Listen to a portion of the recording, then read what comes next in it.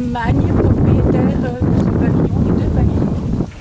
Monsieur Paul Triguero-Pires, toujours présent, qui est sauveur sur Pierre et qui a du talent, je crois, on peut le dire. Mesdames et messieurs, nous sommes aujourd'hui le samedi 21 octobre 2023 et il y a 108 ans disparaissait une figure tutélaire, Anne Louis Hercule Félix de la Salle de Rochemort. Il portait à sa naissance le titre de comte, puis en 1889 celui de duc pontifical, selon un bref du pape Léon XIII. Ces prénoms étaient en relation avec le souvenir et le respect dû aux aïeux. Louis était le prénom de son père, Louis Bernard Désiré de la Salle, et Louis Hercule, ceux de son grand-père maternel, Louis Charles Hercule de Polalion de Glavenat. Ainsi, la tradition se répétait de génération en génération, même après la fin de ce château de Clavière qu'il avait fait vivre durant de nombreuses années. Vers ce vallon, en descendant doucement, de nombreuses essences d'arbres ornaient le pas. Des statues agrémentaient les bosquets. Et les invités du jour suivaient volontiers le duc de la Salle de Rochemort, qui leur expliquait, en marchant à pas lents, la rareté de ces plantations. La liste des invités à d'honneur se découvre dans un livre blanc enrichi d'articles de journaux, de cartons d'invitation et même des menus de certains jours. Des noms connus s'y retrouvent, et en particulier celui de Mathilde de Forceville, sœur de la duchesse de Rochemort. Si je la cite, c'est bien parce qu'un jour, Madame Lerme, peut-être par là, m'a demandé pour quelle raison cette jeune sœur n'était pas souvent nommée. J'ai commencé des recherches sur Blanche Mathilde Rose, née en mars 1867 à Ivry-sur-Seine. Pourquoi Ivry-sur-Seine? Parce que le père de Blanche Rose Mathilde travaillait avec ses cousins à la raffinerie de sucre, des sucreries C, bien connue. Donc les Forceville et les C étaient parents, même cousins germains. Ainsi, vous connaîtrez bientôt, je l'espère, une grande partie de la vie de Blanche Mathilde Rose, qui s'est déroulée de façon curieusement effacée. Félix de la Salle de Rochemort est inhumé depuis janvier 1915 dans la chapelle du Doubs à Yolet. Il a été rejoint par son épouse en 1925. Leur fils Robert, ayant hérité des châteaux du Doubs, de Rochemort et de Clavière, les a tous vendus. Il avait néanmoins souhaité qu'un chemin menant à la chapelle sépulcrale du Doubs soit exclu de la vente du terrain, afin que la famille puisse venir se recueillir sur les tombes de leur famille. Près de 100 ans après cette vente, le château s'est effacé, le chemin s'est effacé, et en dépit de tous les efforts de notre association, la chapelle du Doubs ne pourra pas être sauvegardée. Aussi, nous avons pensé qu'en mémoire de cette famille, il nous était possible de venir mettre cette plaque en évoquant le souvenir dû à ce gentilhomme d'un autre temps. Elle est placée sur l'un des pavillons de ce qui fut l'entrée de son château, car cette demeure fut celle d'un homme qui respectait la tradition en honorant ses ascendants avec gloire et une affection toute filiale. Ici, dans ce vallon, se tenait le château de Clavière, où vécut la famille de la Salle de Rochemort au XIXe siècle. Merci.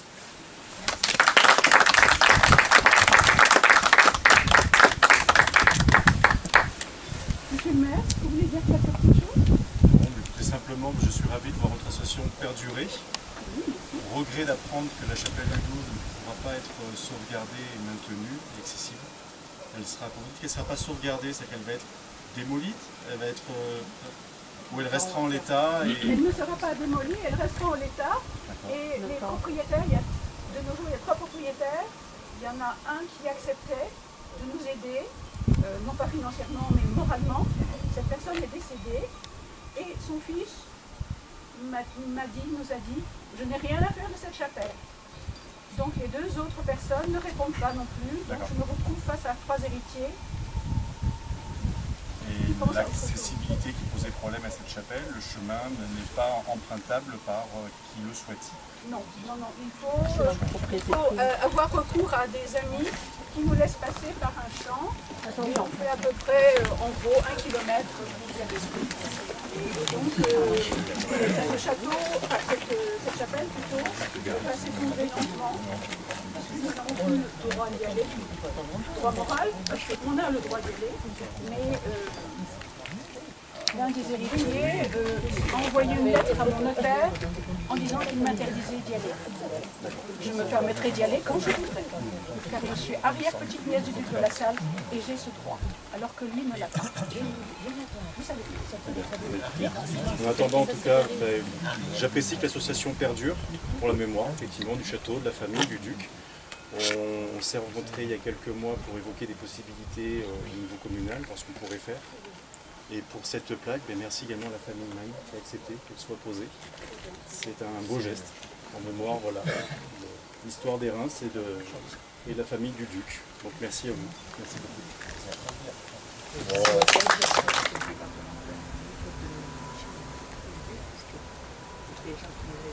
Oui, soumission.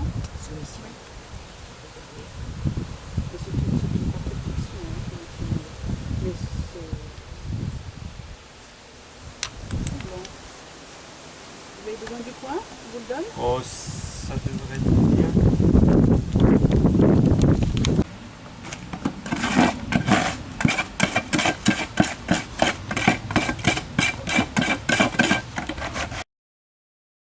Me permet de prononcer quelques mots sur ce très beau vase. J'espère que l'esprit de Monsieur le Duc de La Salle de Rochemort nous pardonnera de mettre des roses. Ce très beau vase nous a été offert il y a très peu de temps grâce à Madame Chevalier. Il appartenait à Madame Lacassagne, qui est décédée. Elle était âgée de 101 ans. Et sa nièce a découvert dans sa maison deux pots, deux grands pots, des potiches, des grands pots. Alors initialement on disait que c'était des pots à eau, mais ils sont tellement lourds que...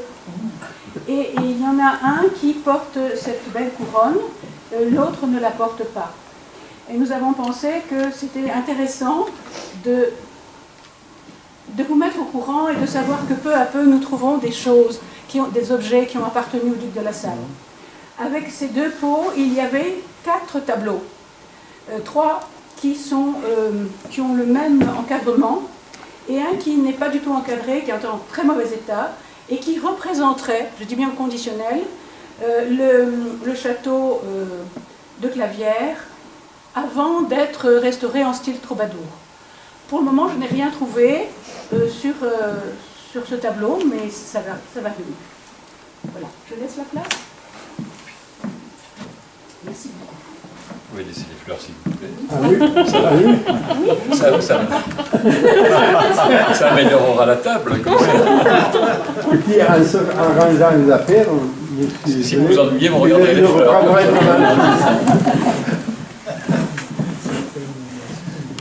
Bon, ben on commence. Le pinceau commence. Allez. Vous voyez la photo d'introduction, vous reconnaissez tous le château de Clavières. Et 2 personnages, un que vous avez connu, c'est le duc de La Salle, et l'autre, il est beaucoup moins, et je pense même qu'il vous est inconnu, c'est Hugues Rispal, qui a été intendant des domaines du duc pendant plus de 20 ans. Donc il y a peu de temps, enfin, quelques mois quand même, j'ai été contacté par une famille des environs d'Aurillac qui m'a proposé de consulter les courriers que le duc de La Salle de Rochemort avait envoyés à leur aïeul, Hugues Rispal, qui avait été donc l'intendant du duc. J'ai bien sûr accepté.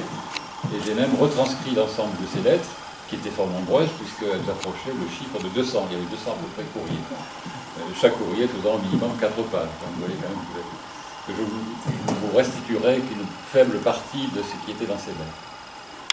Alors, en contrepartie, je me suis engagé à ne pas me référer au patronyme qui était mentionné dans ces courriers. Il est vrai que le duc de La Salle avait parfois la plume un peu acerbe, un peu incisive à l'égard de certains de ses fermiers. Pas tous, mais certains. Ça a été un plaisir pour moi de retrouver ces courriers et d'y retrouver à l'intérieur le talent d'écriture du duc de La Salle. Il a toujours son style parfois flamboyant, mais pas trop, plaisant, puisqu'il aime bien orner ses propos par des locutions patoisantes ou par des locutions populaires. Et puis il montre surtout, c'est ce que j'ai aussi apprécié dans ce courrier, même si c'est qu'une confirmation, il a toujours une attention très poussée envers ses correspondants, que ce soit un prince comme le prince Henri d'Orléans ou que ce soit envers le premier de ses serviteurs comme Hugues Crispin. Beaucoup d'attention, beaucoup de considération et voire de l'amitié, puisque c'est une amitié qui va réunir ces deux hommes à l'origine si différente. Donc c'est ce duo fait du propriétaire terrien et puis de l'intendant qui va s'acharner à gérer au mieux les nombreux domaines du duc de La Salle. Voilà comment le duc de La Salle lui-même expose sa charge de propriétaire terrien. N'allez pas croire que les propriétaires ruraux n'ont rien à faire. Quelle serait votre erreur? Avant d'avoir protégé les haies contre les empiètements du voisin, vérifier les bornes, surveiller les eaux pour ne pas laisser changer les jours de prise, compter les factures de livraison des fromages, suivi les foires et les marchés, relancer les fermiers qui, braves gens, sont toujours plus disposés à battre en retraite et à crier misère qu'à payer leurs termes.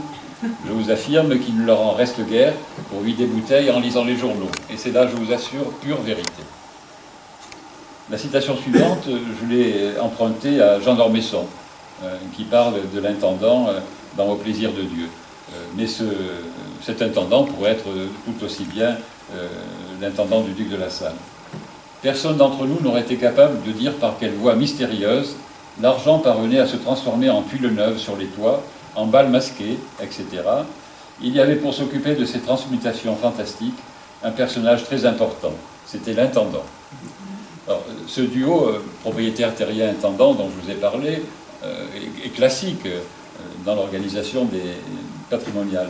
Il est quand même improbable, je vous ai dit tout à l'heure qu'ils étaient différents, leur éducation, leur richesse, leur personnalité étaient à l'opposé l'une de l'autre. Et pourtant, l'un et l'autre avaient une considération amicale pour l'autre. Et ils avaient surtout un point commun, c'est qu'ils partageaient un grand amour de la terre au sens de la glaive, pas la terre en tant que nation, bien sûr. Et cet amour de la terre, il trouve à s'employer pour l'un et pour l'autre sans difficulté, tant les domaines du duc de La Salle sont importants. Il a 9 domaines. Le Doubs et Clavières étant les plus importants et comptant pour chacun d'entre eux plus de 100 hectares. Alors, 9 domaines, ça veut dire 9 fermiers ou 9 métayers. Vous imaginez les difficultés de gestion pour l'intendant de mettre tout ce monde au diapason. Le duc de La Salle aura d'ailleurs à un moment donné l'intention de les regrouper en 3 domaines. Mais il abandonnera, je ne sais pas pour quelle raison, c'était peut-être difficile de le faire. Alors, ces domaines sont composés de prairies, des terres arables, et puis aussi des montagnes, parce qu'il s'agissait pour le duc d'avoir du fromage pour pouvoir le vendre. Puisque vous savez que les régimes de gestion des baux, c'est soit le fermage, soit le métayage, et il utilisait les deux. Le fermage, le fermier se contente de donner un loyer à son propriétaire, alors que le métayer, comme le propriétaire, partage les charges et partage également les revenus. Et c'est pour cela qu'on est dans une situation un peu étrange, c'est-à-dire que le duc de La Salle est propriétaire en propre d'un cheptel de bovins. Et qu'à la fin du contrat de métayage, qu'on appelle l'exit, il doit faire le point avec le métayer pour savoir qu'est-ce qui appartient à chacun d'entre eux. Et puis, puisqu'il partage les bénéfices, il partage aussi notamment les fromages. Et donc il reçoit des dizaines chaque année de fourmes de fromage qui s'emploient à vendre mieux à un commerçant d'Aurillac. Il en parle souvent dans ses courriers. Malheureusement, je pense que le commerçant d'Aurillac a beaucoup plus de force pour négocier que le duc qui passe à autre chose et qui ne vend donc pas forcément au meilleur prix. Alors ces domaines, le duc les a pour une grande partie en héritage, notamment l'héritage maternel, mais il a tout au long de sa vie cherché à accroître ces domaines, ces terres. Alors la première raison de cet achat compulsif, quasiment frénétique, à acheter tout au long de sa vie, il le tient d'une conception terrienne de la noblesse. Il estime qu'un noble doit rester fidèle à ses terres, à ses racines. Un noble qui oublierait cela et qui oublierait qu'il y a des gens qui travaillent pour son domaine, oublierait leur origine. Donc cette notion de noblesse terrienne, elle est déjà, à l'époque du duc, bien désuète. Et elle a été remplacée par une aristocratie citadine, une aristocratie parisienne, où on vient pendant quelques semaines d'été en villégiature dans le château du Cantal, et puis après on repart à Paris. Alors le duc de La Salle ne fait pas partie de ces gens-là. Certes, il voyage beaucoup, en Europe, en France, bien sûr, mais il vient à Clavières, comme au Doubs, à n'importe quel moment de l'année, quelles que soient les conditions climatiques, lorsque ses affaires l'exigent.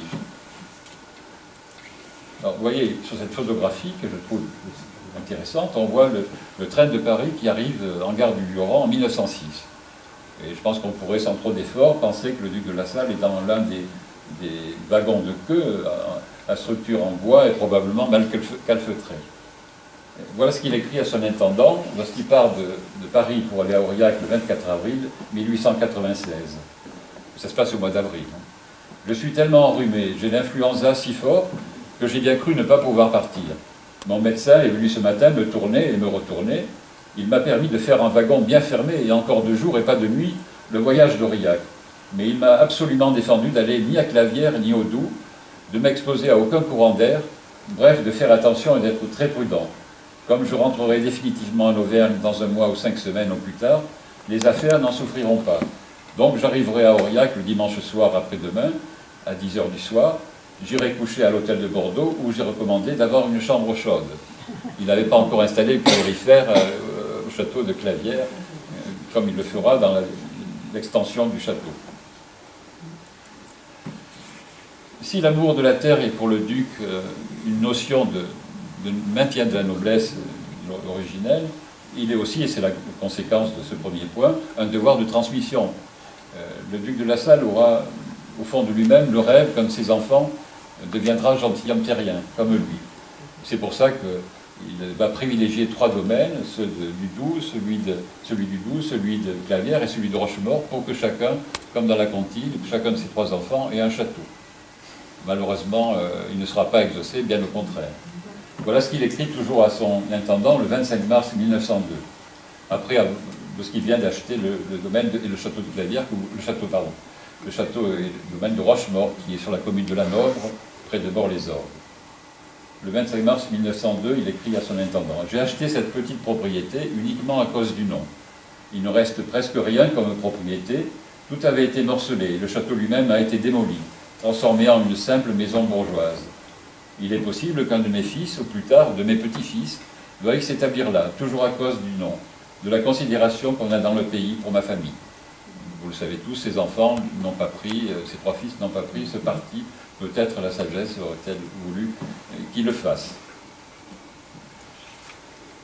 L'amour du duc de La Salle pour la terre a un autre motif un peu plus commun et qui est partagé dans toute la paysannerie à l'époque du duc et peut-être encore maintenant.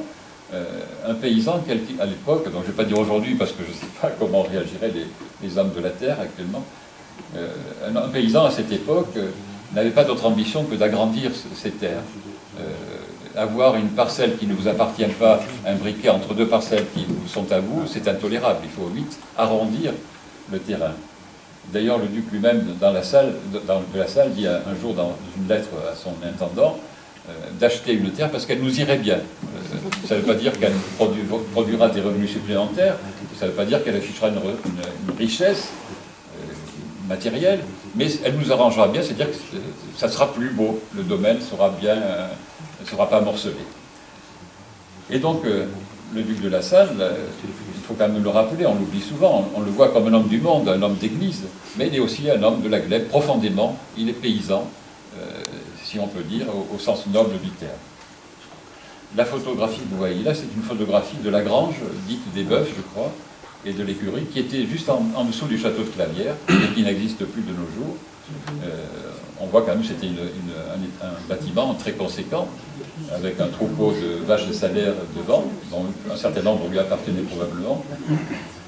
Et cette grange est tout près du château, on verra que ça peut poser des problèmes au duc comme au fermier. Alors je vous ai dit que le duc avait une sorte de compulsivité d'achat, ce qui fait que dans ses courriers à l'intendant, il oscille entre impulsivité pour acheter quelque chose, et puis raison à ne pas acheter parce qu'il n'est pas sûr que cela soit profitable. la raison est souvent mise de côté pour l'impulsivité. Là aussi quelques extraits de courrier, mais il pourrait y en avoir bien d'autres. Il écrit à Paris le 21 avril 1888. « Mon cher Ispal, voilà 2 jours de suite que le propriétaire de Bassignac vient me voir.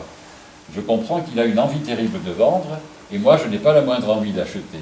Je suis presque sûr que nous ne tomberons pas d'accord, mais enfin, si vous voulez la donner moitié pour autre, ce qui n'est pas probable, je me déciderai peut-être. Combien croyez-vous qu'on puisse affermer Bassignac en ce moment? Donnez-moi votre avis. Je n'ai pas besoin de vous dire qu'il faut me dire plutôt moins que plus, parce que je reculerai ou avancerai suivant le prix que vous m'affirmerez qu'on peut affermer tout de suite. Dieu console, ces propriétés donnent trop de peine en ce moment pour qu'on ait envie d'en acheter encore. Donc on ne sait pas trop ce qu'il veut. Il veut acheter, il ne veut pas acheter, et à la fin du compte, il achète. Paris, le 16 mars 1889. Je ne suis pas d'avis de faire des folies extrêmes. À présent, si pour une pièce de 1000 ou 1500 francs, une pièce de terre, de plus ou de moins, on peut faire l'affaire, il faut en faire le sacrifice avant d'y renoncer. Clavière, le 18 septembre 1889. Je vous écris pour vous donner encore de la peine.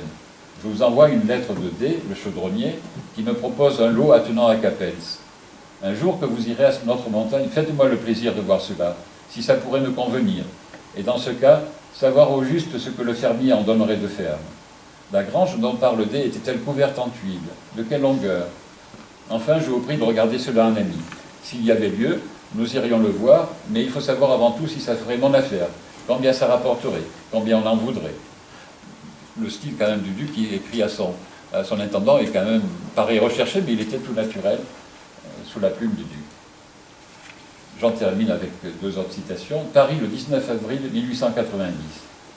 Je reçois une lettre de V qui me dit que le petit bien d'un paysan de Badaillac se vendra au tribunal le 25 avril et qu'il y a surtout un petit prêt dont la mise à prix est de 500 francs qui me conviendrait.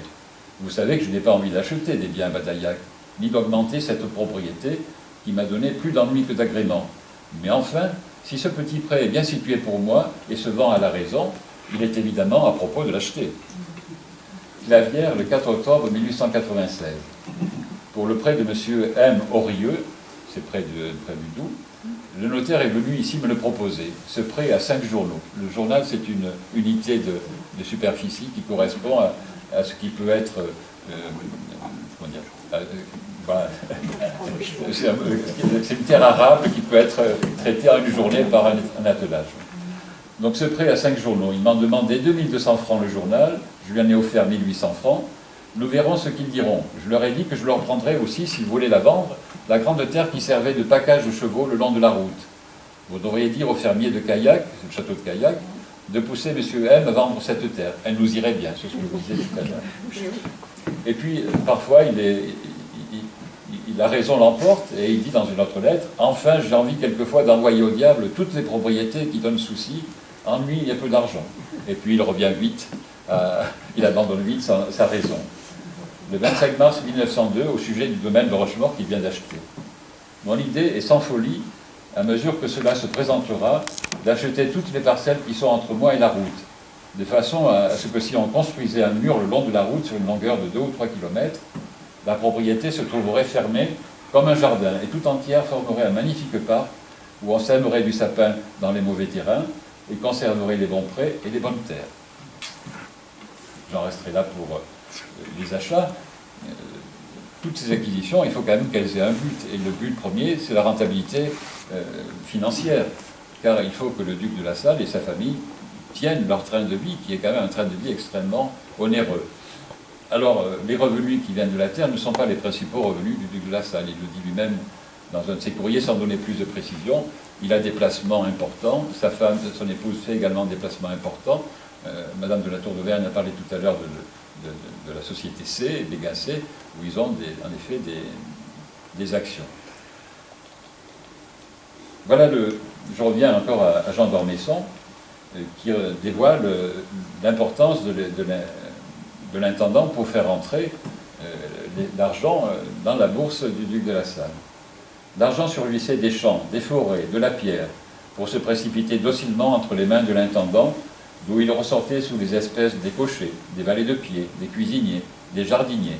C'était si simple d'être riche. Alors le duc de la Salle ne partage pas tout à fait ce point de vue, parce qu'il se plaint sans arrêt. Bon, la photo, simplement, que vous voyez là, vous la connaissez peut-être, c'est une des réceptions nombreuses du duc de la Salle. On le voit caché en troisième rang, je ne sais pas si vous l'apercevez, avec sa barbe caractéristique, le bas du visage caché. La duchesse de la Salle est assise, bien sûr, au premier rang, et elle est à côté du prince Henri d'Orléans. Et de l'autre côté, mais j'en suis pas sûr, le général Prax, qui était aussi quelqu'un qui avait un château pas très loin d'ici, je crois, mais peut-être du côté d'Ytrac. Et les autres personnages, si vous avez des idées, ça m'intéresserait de savoir qui ils sont, mais c'est toute la noblesse locale, et puis beaucoup d'ecclésiastiques, évidemment. Donc, c'est si simple d'être riche, le duc de la Salle n'est pas tout à fait d'accord, parce qu'il n'arrive pas à faire entrer ses fermages. Alors voilà quelques extraits aussi de ses lamentations auprès de son intendant. Le 7 octobre 1893.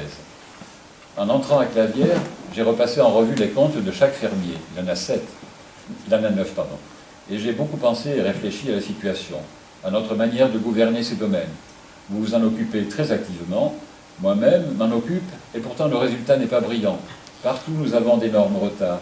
Nous laissons des 8 et des 10 du mois se passer, et les fermiers ne se donnent même pas la peine de s'excuser, de ne pas porter l'argent qu'ils doivent depuis 8 mois ou 1 an. Paris, le 23 février 1895. Mon cher Ispal, qu'est-ce que nous allons devenir? Nous allons être faits comme des truites à la poêle. Quand vous parlez de locution un peu populaire, en voilà une, mais il y en avait souvent sous sa plume. Nous voilà à la veille du 25 mars, et pas la moitié d'un bon fermier qui montre le bout du nez. Que faire, je me le demande. Je sais bien que la dernière fois, vous n'avez à fermer guère plus tôt, mais aussi en attrapant une frottée de 1000 francs par an. Gare à cette fois, à la fin des fins, tout y reste. Là, il est un peu plus virulent, à Paris, lorsqu'il écrit le 11 juin 1902. Il n'y a pas à dire, il me faut de l'argent. Dites carrément aux fermiers d'en donner de bon gré ou autrement. Tous les ans, c'est la même comédie. Vous m'écrivez toujours, attendez, attendez, patientez. Voilà où on en arrive avec toutes nos faiblesses. Mettez-vous donc dans la tête qu'il faut faire payer des fermiers régulièrement. Qu'on les attende d'une foire à une autre pendant 15 jours ou 1 mois, c'est tout. Arrangez-vous comme vous voudrez. Faites marcher l'huissier s'il le faut, mais il n'y a pas à dire. Il faut que vous versiez avant le 30 juin 3000 francs au percepteur de Saint-Paul, des Landes, et je ne veux pas aller les emprunter, ni les chercher chez le marchand de fromage quand les fermiers en doivent. Par conséquent, parlez aux fermiers, et en particulier à elles, sans plaisanterie. Alors la situation paraît catastrophique. La Salle, en fait, se concentre sur les quelques fermiers qui ne paient pas bien, mais la majorité paie bien, et il reconnaît souvent dans ses courriers que son cher Ispal amène souvent des fonds importants, des milliers de francs, qui sont apportés au duc de la Salle. Voilà, mais il a un ressentiment qu'on peut comprendre à l'égard de ceux qui ne le paient pas, et il en a presque un sentiment d'impuissance qui fait qu'il partage ses soucis avec son épouse, ce qui est tout à fait naturel. Paris, le 22 décembre 1892. Mon cher Ispal, j'ai reçu très exactement ce matin vos 2 lettres chargées, contenant la première 8050 francs, la seconde 3900 francs, soit en tout 11 950 francs. C'est quand même une belle somme qui rentre. Ainsi que vous me l'expliquez, il manque 3300 francs pour le lot d'Espinasol, 2350 francs pour le lot à fermer à B, et 2380 francs pour la montagne. Donc ceux qui ne rentrent pas, ce n'est quand même pas la majorité des fonds. Mais il est normal que le montant de ces loyers soit perçu. Le 26 janvier 1904, je rentre de Rome où j'ai passé le mois de janvier, et aussitôt de retour, je viens vous demander s'il y a quelque chose de nouveau. Voilà bientôt la foire grasse. Les fermiers devraient finir de payer leur retard. En ce moment, nous arrivons à avoir à peu près partout des fermiers sérieux. Il faudrait les tenir en main et les forcer à liquider une année quand elle est finie. Tâchez donc d'avoir la main un peu ferme avec tous et de les pousser pour régler au mois de mars. Alors, le pessimisme le reprend, un petit peu. Quel bouillon nous allons boire? Je suis effrayé de la situation de nos propriétés et des pertes énormes que je subis. Et en 1904, il est à Clavières, il montre cette impuissance passagère, je l'espère, qu'il a eue à un moment donné. Je n'ai pas cessé de réfléchir. Et en arrivant ici, quand j'ai expliqué à Madame la Comtesse, son épouse, comme l'a dit Madame de la Tour d'Auvergne, il n'était pas encore duc pontifical. J'ai expliqué à Madame la Comtesse ce qui en était. Elle m'a fait remarquer que le désastre serait encore plus grand. Je suis épouvanté de voir cela. Madame la Comtesse aurait bien plaisir de causer avec vous de ses affaires.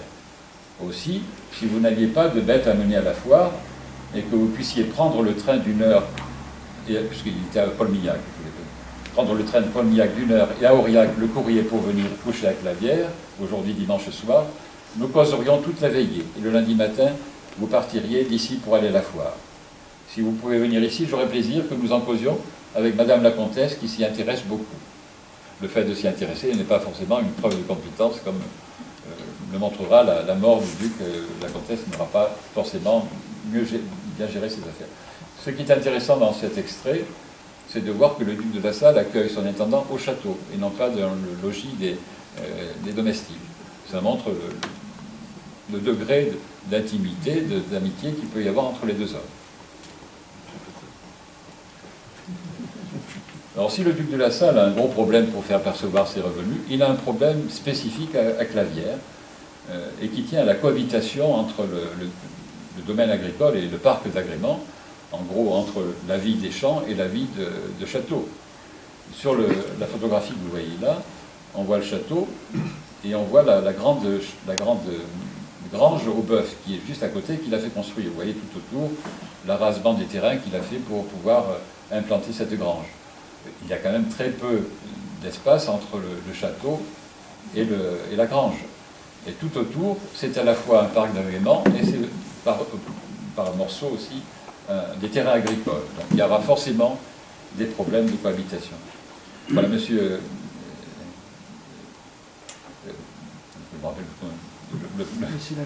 Pardon, la maison d'affaires, voilà.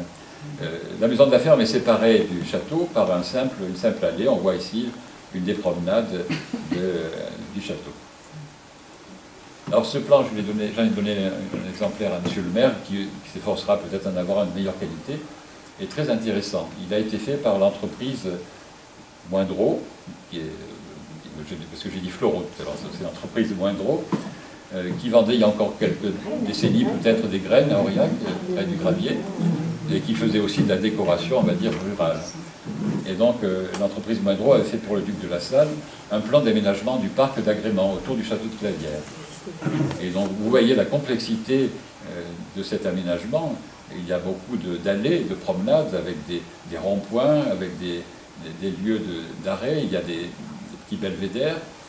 Il y a la vie de château, parce que, alors je ne peux pas vous dire où exactement, il y a un gymnase extérieur, il y a un jeu de croquet, il y a un tennis, mais en même temps il y a la grange, il y a les abreuvoirs. Tout ça est dans le... Et puis la maison du fermier qui est là, la maison du jardinier qui est là, et puis les jardins potagers, celui du fermier et celui du château.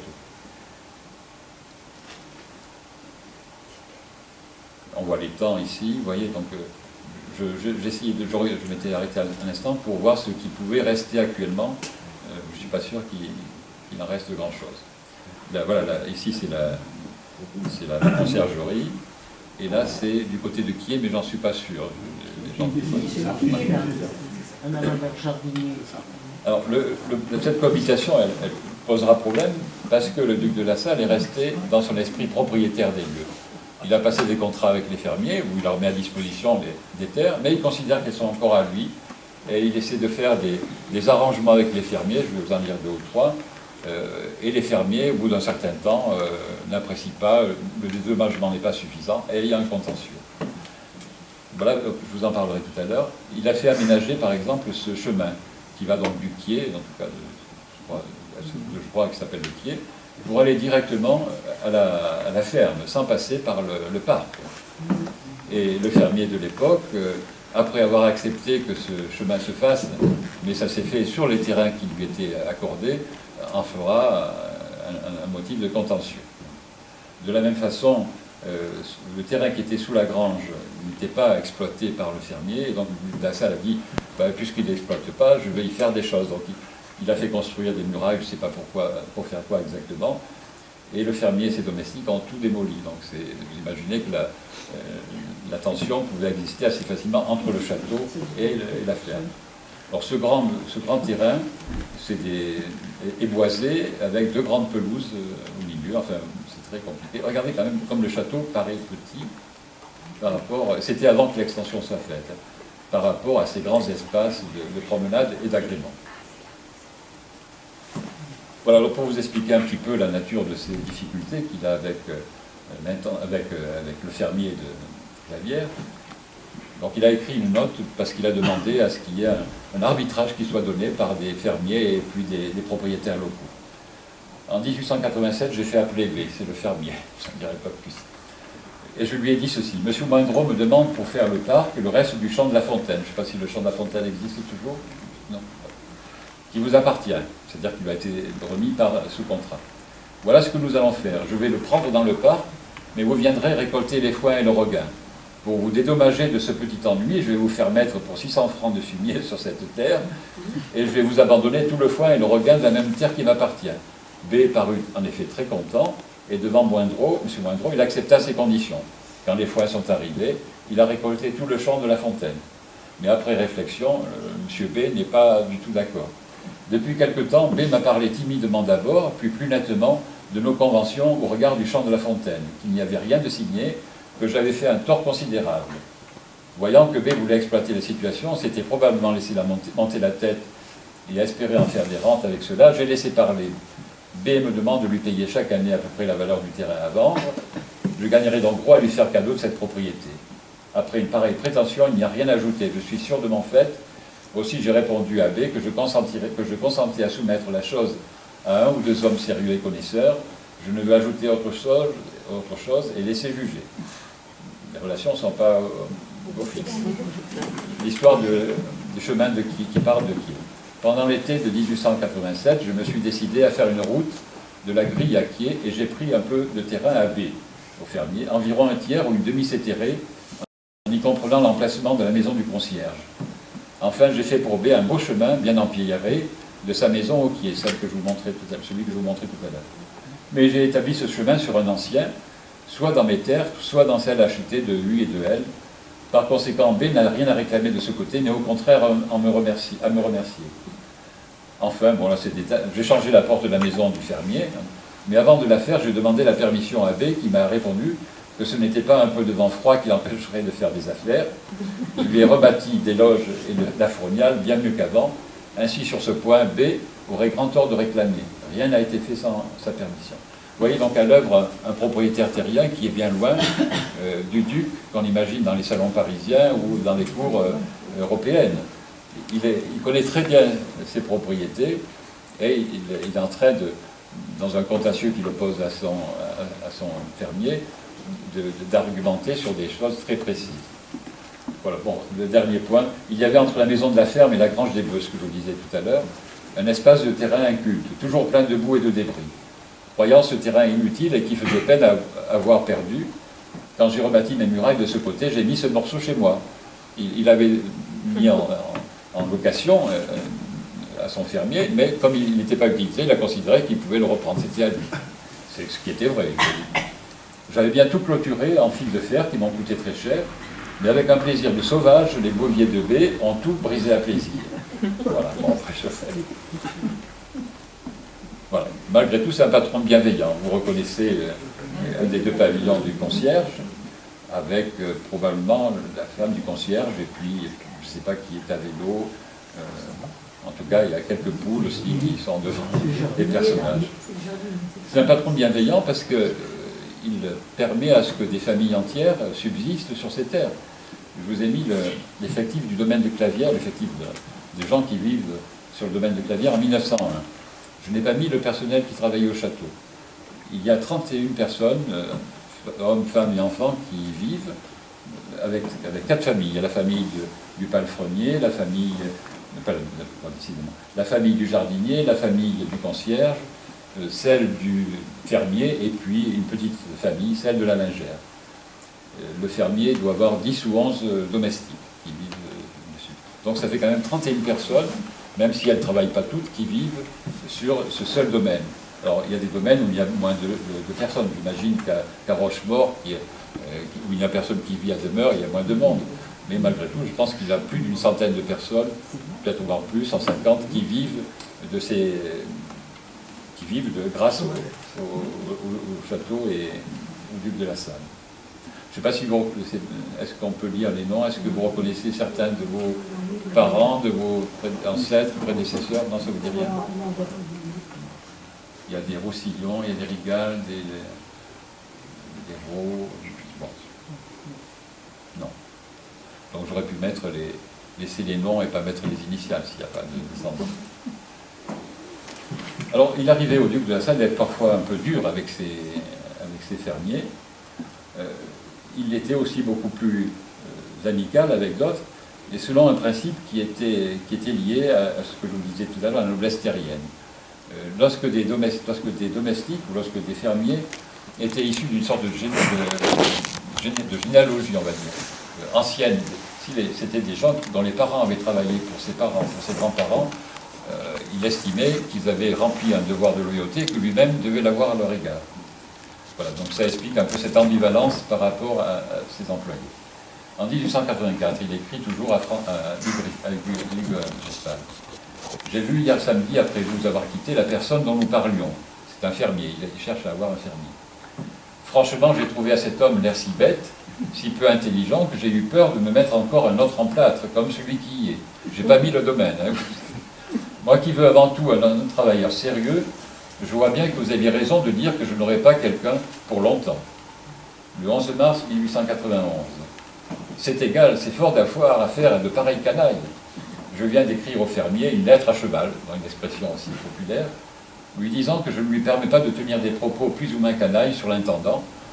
Il prend la défense de son intendant, qui a été attaqué par un fermier, qui n'a qu'à s'en prendre qu'à moi, qui ai seul donné des ordres, que tout épée n'avait fait qu'exécuter.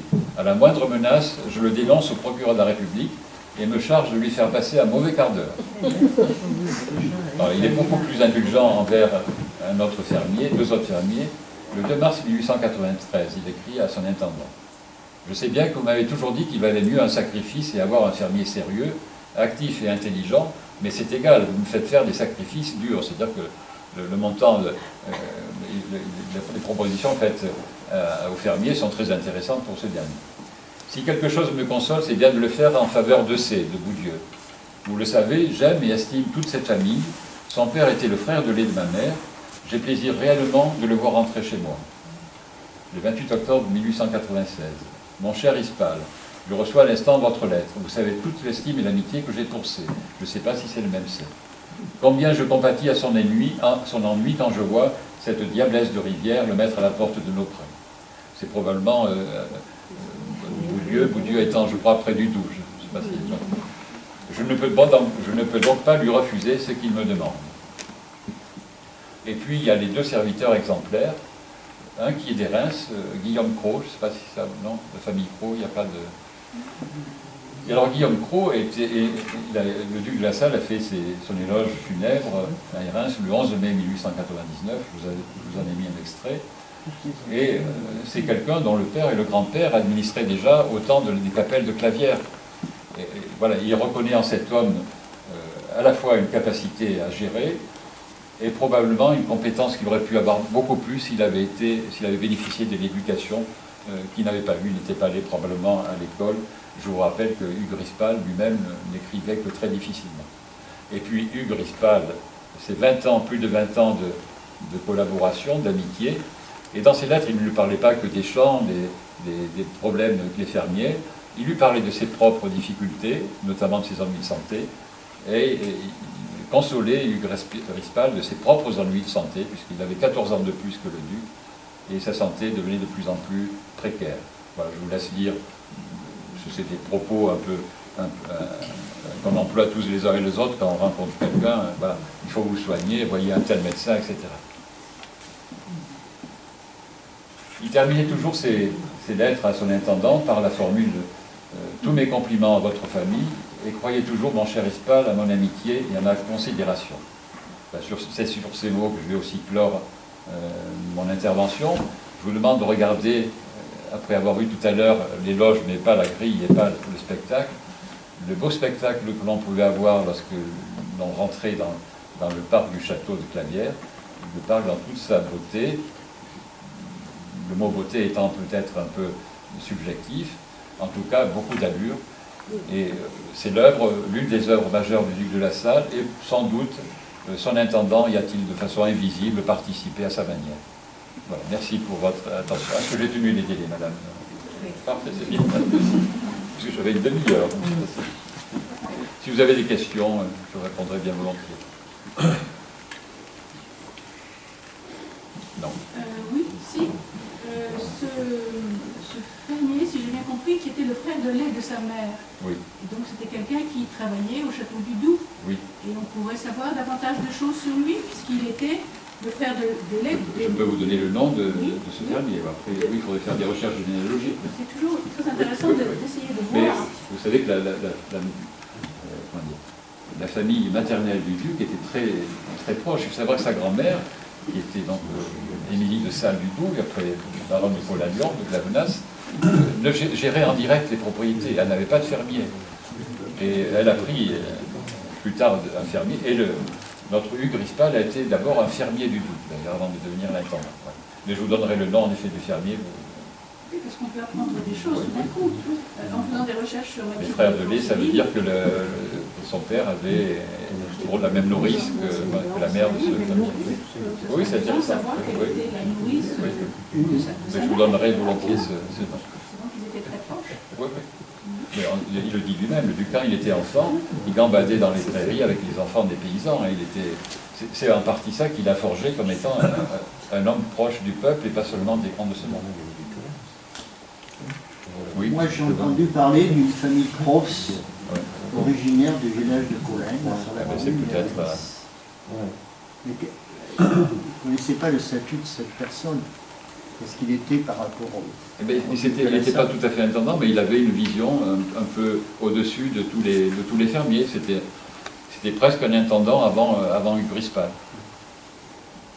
Il avait il avait. Parce que cette personne aurait été originaire d'une maison bourgeoise, quoi, d'une propriété. J'ai pas l'impression qu'il était... Cette famille Cross de Colaine... Mais là, on est en 1900, je ne sais pas que la date, c'est la fin du 19e, début du 20e. C'était des propriétaires terriens. C'est possible. En tout cas, il y a tous les loges funèbres que le duc a fait pour cette personne dans un journal local de l'époque.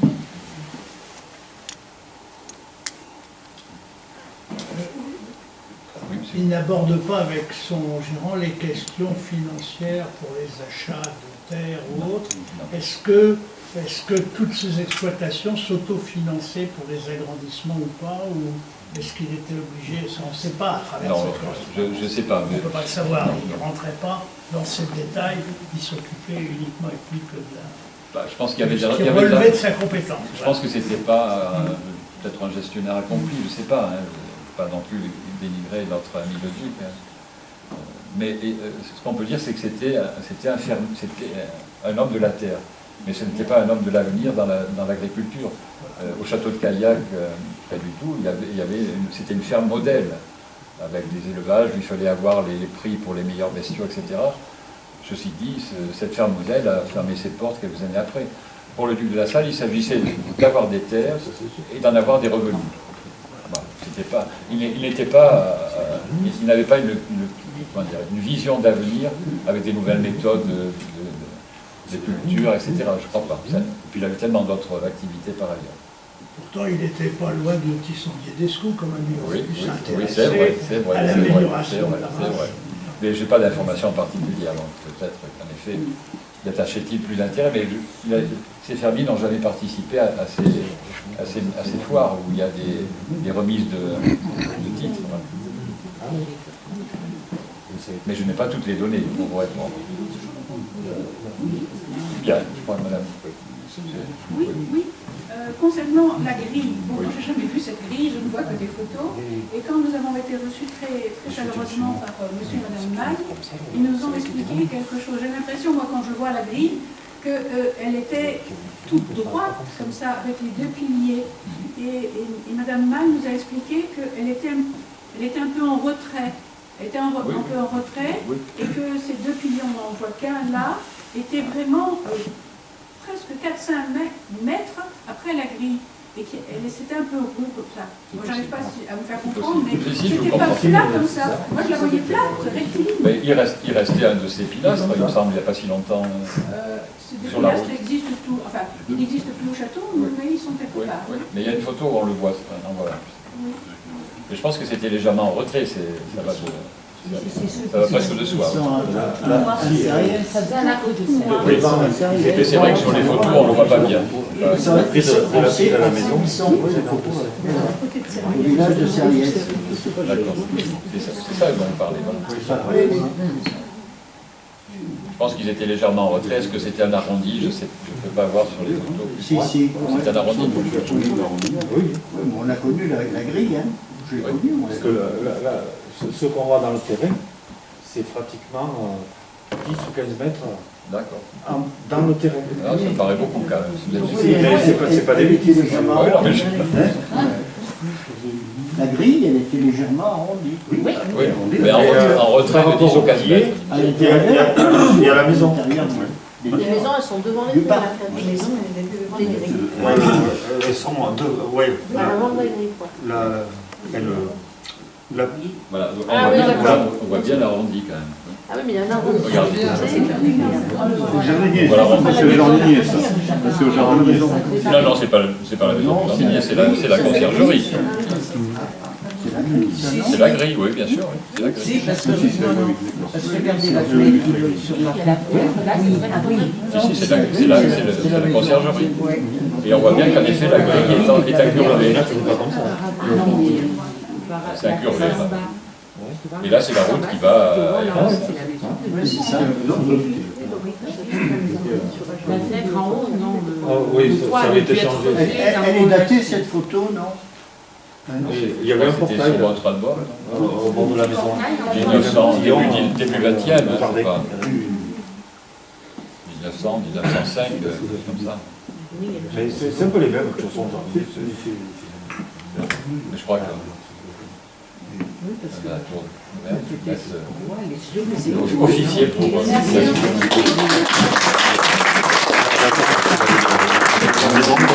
La preuve que grâce à vous, chers collègues, on en apprend encore des choses, à la fois sur son intendant, ses intendants, avec son intendant fidèle, et puis même ce détail sur la grille que vous n'avez pas compris du tout. Et donc c'est intéressant à chaque fois d'avancer et de s'enrichir de ses connaissances. c'est un homme tellement de face qu'il est inépuisable. C'est un homme c'est un homme d'église. Il est allé à Rome, il a été nommé camérier secret du pape Léon XIII, c'est quand même pas très fréquent. C'était un homme du monde parce qu'il était ami avec certains princes, le prince d'Orléans, le prince Bonaparte. Il était reçu dans les cours du roi d'Espagne, etc. Il écrivait aussi, on dit qu'il était un écrivain talentueux. On voit à travers ses lettres quand même qu'il avait un style, jamais lorsqu'on écrit, alors maintenant on écrit avec les SMS, tuer, etc. On était loin du compte. Non, il avait beaucoup de talent. Il a eu aussi beaucoup de misère, mais on ne peut pas trop en parler, de misère familiale quand même. Voilà. Mais c'est un homme de ressources. Et qui malheureusement, ce à quoi on s'emploie à l'association, c'est de restaurer un peu cette image. Ce qui reste souvent du Duc de La Salle, c'est un homme qui était très riche, qui a dépensé de l'argent à tort et à travers. Voilà, on a des remontées parfois un peu négatives qui nous étonnent encore. Voilà. Alors il ne faut peut-être pas nous non plus qu'on le sanctifie trop. Hein. Il a des défauts, mais c'est un homme au fond bienveillant. Et quand on fait des recherches sur sa famille ou sur sa belle-sœur, sur Mathilde, on s'aperçoit de la vie qu'il pouvait avoir et des connaissances. Et actuellement, je fais des recherches sur Mathilde et j'en découvre de plus en plus, et quelquefois grâce à des amis qui avaient Mathilde. Et c'est comme ça, c'est pour ça que je vous parle du frère de lait, parce qu'on peut apprendre des choses, on ne s'y attend pas du tout. Et on apprend tout d'un coup, ah oui, tiens, voilà. C'est bien que vous travaillez sur Mathilde de Forceville parce qu'elle est un peu énigmatique. Alors on sait qu'elle était chanoinesse, hein, donc c'est une sorte de tiers-ordre, je ne sais plus de quel ordre religieux, mais enfin, et donc elle ne s'est pas mariée, elle avait une fortune personnelle, comme sa sœur, hein, mais apparemment qu'elle avait confié à son beau-frère, moi ce que je crois, mais bon, voilà, donc ça sera très bien que nous ayons une biographie de cette femme un peu de l'ombre, Mathilde de Forceville, qui a vécu au château. Elle était comtesse après la mort de sa sœur, c'est elle qui a dirigé un certain temps le château de Clavière. Et elle avait, quand je disais tout à l'heure que la duchesse de La Salle n'était pas forcément une très bonne gestionnaire, elle avait acheté une très belle voiture de dernier cri, et sa sœur en avait acheté une aussi. Donc, bon, par contre, elles avaient confié leurs affaires à un avocat parisien qui était un peu marrant, on va dire, et donc qui a fait quelques escroqueries. C'est-à-dire qu'elle a continué le train de vie de son mari, mais sans avoir quand même l'entre-gens qu'avait son mari auprès des fermiers pour faire entrer l'argent. Donc les dépenses se faisaient toujours, les recettes ne rentraient pas, et en plus, bon, c'est pas de sa faute bien sûr, mais elle avait choisi un conseiller financier qui était un peu marrant. Voilà. Et tout au long de la vie de Mathilde, on retrouve ce conseiller un peu marrant. Voilà. Une couleur étonnante, mais qui veut bien dire. Ben, voilà. Merci pour votre... Merci à vous. Merci à vous.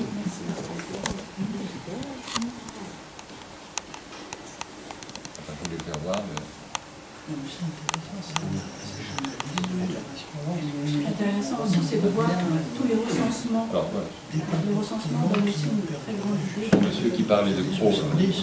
Donc Guillaume Cros était né à Clavière-et-Reims, au moment où s'est montrée la puissance napoléonienne.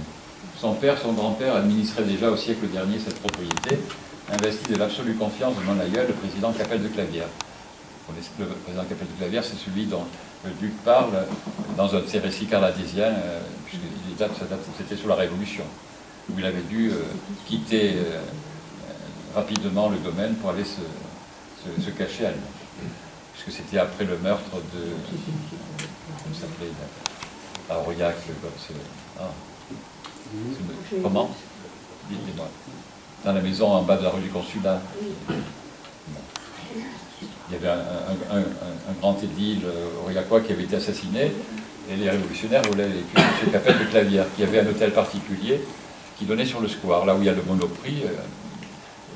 C'était en retrait, et il avait sa maison particulière ici. Et il raconte, après, le duc de La Salle raconte que son aïeul, je ne sais pas si c'est vrai, avait sauté par la fenêtre et s'était enfui à Lyon pour éviter d'avoir le même sort que... Alors, qui est connu pourtant, c'est Aurillacois, vous le connaissez. Les uns et les autres avaient traversé ensemble les temps si troublés de la fin du XVIIe siècle, et lorsque le Conseil d'État de Louis XVI avait dû aller vivre momentanément sur ces domaines du Quercy, la famille Cros avait entouré de ses soins vigilants la vieille châtelaine restée seule à Clavière.